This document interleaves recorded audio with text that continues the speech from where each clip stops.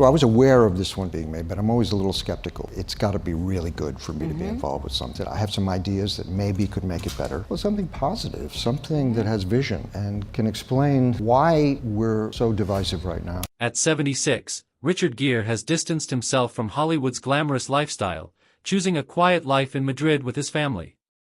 What made this iconic sex symbol step away from fame? Despite losing his allure and being banned from a major film market, Gere discovered something that Hollywood couldn't offer: peace and purpose. His journey, through health struggles and raising children into his 70s, highlights sacrifice, resilience, and the true meaning of legacy. Walking away from fame. Richard Gere's story is unusual for a Hollywood icon because, unlike many stars who chase the limelight endlessly, he ultimately chose to walk away from it all. At the height of his fame, when he could have secured lucrative franchises and red carpet adoration, Gere made a conscious decision to reject that life. This choice wasn't born of scandal or decline, it was fueled by deeply held beliefs and a spiritual calling that eventually demanded a different kind of existence. Instead of chasing blockbuster roles, he prioritized peace, principle, and family over the trappings of celebrity. This self-imposed exile meant turning his back on an industry that had once celebrated him as the embodiment of charm and desire. While other actors eagerly bowed to studio demands, pursuing franchise after franchise, Gere walked a quieter, lonelier path, one that the Hollywood machine did not welcome. The cost was severe, major studios stopped calling, his projects dried up, and he was effectively erased from the industry's radar. Even worse, an entire country banned his films simply because of his outspokenness on political issues. But Gere's retreat was no accident or surrender. It was a deliberate choice informed by decades of spiritual searching and activism. He accepted that this path would mean professional exile, and yet, he chose it anyway. His priorities shifted. No longer about fame or fortune, his life became about something more intangible and, to him, infinitely more valuable. It was a powerful, and lonely, act of defiance. The contrast between the man who once lit up screens and red carpets and the man living anonymously in Madrid with his young family is stark. Yet, beneath this shift lies a profound transformation, one that rewrites the story of what it means to be successful, fulfilled, and at peace. The image of a silver-haired Gere, away from lights and cameras, challenges the very definition of Hollywood stardom. What intrigues so many is not just that he walked away, but why? What drove him to trade adoration and wealth for quiet exile? Was it disenchantment, a spiritual awakening, or something else entirely? The answers lie deeper within his life story, shaped by restless searching and a unique blend of artistry and activism. This decision to embrace exile sets the stage for understanding how Richard Gere's journey unfolded, not as a tale of fall and failure, but as one of courage and conviction. It hints at sacrifices made quietly, with a clarity few can fathom from the outside looking in. And it plants a seed of hope that fulfillment can exist beyond the glare of fame. Before exploring how this shift shaped the later chapters of his life, it's important to look back at the roots of his restlessness, a young man in a tiny New York town wrestling with the big questions of existence. Early life and restlessness. Richard Tiffany Gere was born into a seemingly ordinary world on August 31, 1949, in Philadelphia, but his early development occurred in Syracuse, New York, which was home to only 5,000 residents and one theater that had the name Hollywood. The small-town atmosphere of his hometown made Gere different from others in the community because he did not conform to typical social patterns. The restlessness that he exhibited throughout his life started during his childhood because his active mind constantly searched for knowledge beyond his immediate surroundings. The family environment of his home life developed two distinct abilities in him, which included empathy towards others and self-control. His father, Homer Gere, worked as an insurance agent who became known in his community for his strong ethical standards and his commitment to helping other people, which he developed through his lifetime dedication to Methodist faith. Their home environment provided Richard with a nurturing system because his mother Doris and created a loving space which included musical elements that Richard could use to develop his artistic talents. Music formed the foundation of his early life because he played 3 musical instruments, which included piano and guitar and trumpet, while he achieved success in gymnastics through his exceptional ability to control his body and mind. Gere demonstrated musical ability through trumpet solos while showing excellence in gymnastic vaults during his high school years. He received a gymnastics scholarship to the University of Massachusetts Amherst after his 1967 graduation, but he chose to study philosophy because he wanted to explore the fundamental questions of existence. He carried Jean-Paul Sartre's Being and Nothingness because he pursued his studies through research about existence and reality and purpose. His early 20s found him exploring diverse philosophical ideas and eventually discovering Buddhism. He began his Zen practice through Kyozen Joshu Sasaki by spending months in solitary meditation to achieve mind silence. The dedication he showed through his work showed that he had deep inner restlessness which he could not fulfill through regular achievements or through academic work. Richard believed that people needed to combine spiritual exploration with their intellectual research activities. The college experience brought Gere 2 years of study which ended his studies because he found the environment to be restrictive. Richard left home because his father would not understand his choice to make a new life by following his passion for social change. In 1969 he moved to New York City to pursue his acting career, which he started with theater work by taking minor roles and living in his car. His career breakthrough happened in 1973 when he performed in the original London stage production of Grease, which showed a rougher version of the story than the cleaned-up movie version. He portrayed Danny Zuko in the role, which received critic recognition because of his natural performance style that showed his actual self. A trip to Nepal introduced him to Tibetan monks and the Dalai Lama, who became his life-altering experience. Gere examined Tibetan Buddhism through its Tibetan teachings, which he practiced as an authentic faith that he took more seriously than current celebrity fashion. The boy who grew up in Syracuse and came from Mayflower ancestors had discovered his true self through heritage and language that matched his inner search for peace. The inner tranquility that started to build inside him actually created a situation where his upcoming career success would force him to make a choice between being a public figure and practicing his religious beliefs.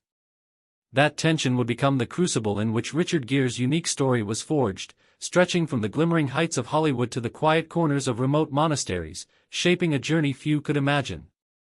Rise to stardom. The late 1970s marked the beginning of Richard Gere's rapid ascent to Hollywood stardom, a period that both celebrated and complicated his burgeoning personal philosophy. His early film appearances, including a memorable, if brief, role as a substance-addicted pimp in Looking for Mr. Goodbar in 1977, were enough to etch him into the public's memory. Critics took notice of his performances, paving the way for more substantial roles. Films like Terrence Malick's Days of Heaven in 1978 garnered critical acclaim, spotlighting Gere's nuanced talent. But it was American Gigolo in 1980 that catapulted him into the realm of global sex symbols. Playing Julian Kay, a high-end escort immersed in the glitz and danger of Los Angeles, Gere's electrifying presence made him impossible to ignore. Overnight, his name became a marquee sensation, and the world began to see him not just as an actor but as an icon of charm and desire. The 1980s cemented his status thanks to roles in hits like An Officer and A Gentleman Opposite Deborah Winger. His portrayal of Zach Mayo, a troubled Navy recruit finding redemption, was widely praised.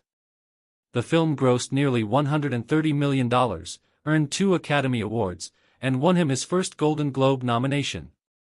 For a time, it seemed nothing could stop his rise. Yet beneath the glamour, Gere maintained a private battle with the contradictions of fame and his Buddhist beliefs. Meditation and spirituality grounded him daily, fostering detachment from the ego-driven culture around him. The irony of embodying alluring, desire-filled characters while seeking emotional neutrality through Buddhism formed a complex duality in his public and private lives. Not all his projects found success, though. Films like The Cotton Club, King David, and No Mercy received mixed reviews and faltered commercially. Critics questioned whether he was truly a gifted actor or simply a pretty face benefiting from charisma. Such criticisms conflicted with his deepening commitment to spiritual practice and activism, creating tension between his artistic ambitions and personal values. By the late 1980s, Gere was no longer just acting for roles, he was wrestling with his platform. His growing interest in Tibetan Buddhism led him to openly advocate for Tibet's freedom, something that would increasingly isolate him from Hollywood's mainstream pathways. His public alignment with causes over box office success foreshadowed the sacrifices he would soon make. The stage was set for a profound reckoning, between the bright lights of Hollywood and the quiet call of conscience. Gere's rise to fame was spectacular, but the costs of maintaining integrity in an industry driven by profit and silence were about to become painfully clear. The path from youthful searching to international stardom had been swift, but the most challenging chapters, where fame and principle collided, were just ahead. His next steps would define not only his career but his very identity. The journey from restless youth to global star reveals much about the man behind the image, but it is his choice to speak out and face backlash that truly reshaped his story. Speaking out and backlash. Richard Gere became more famous, which created a burden because he devoted himself to Tibetan Buddhism and worked to secure freedom for Tibet through his activism. Gere dedicated himself to his activist work about Tibet because he considered the situation to be serious. The Dalai Lama's direct request created an urgent personal advocacy situation for Gere. Gere had to choose between two options which required him to either stay silent or give up everything he owned. Gere started his public campaign against human rights abuses in Tibet during 1987 after he began his fight against Chinese human rights abuses. The Hollywood studios, which had invested heavily in the Chinese movie market, saw his activism as a threat to their business interests. The industry rejected him after his successful movies, which had brought in large crowds to theaters. The market which spoke about him used his name but ended up treating him like a dangerous product because all project opportunities vanished. The tipping point happened when Gere used his Oscar presentation to accuse China of violating Tibetan human rights during the 1993 Academy Awards. The courageous act led to instant negative reactions from people.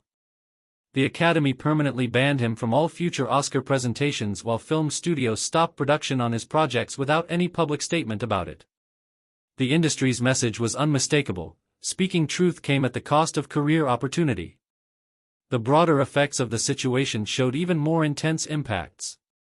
The Chinese government reacted to the situation by imposing a complete travel ban on Gere. His films faced complete removal from cinemas, while his blacklist status prevented him from entering the world's fastest-growing film market. Hollywood studios chose to stop all connections with Gere because they needed to maintain their financial relationship with China. People reacted to Gere's refusal to back down from his position in different ways.